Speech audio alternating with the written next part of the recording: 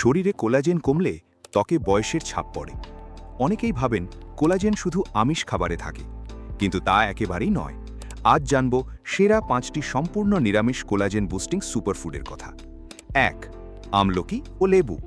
Vitamin C ছাড়া শরীরে নতুন কোলাজেন তৈরি হয় না, তাই রোজ একটি আমলকি বা পাতিলেবু খাওয়া ভীষণ জরুরি। 2. সয়াবিন। এতে জেনিস্টেইন নামের একটি উপাদান থাকে যা কোলাজেনের উৎপাদন বাড়িয়ে ত্বককে টানটান ও সতেজ রাখে। 3. কুমড়োর বীজ।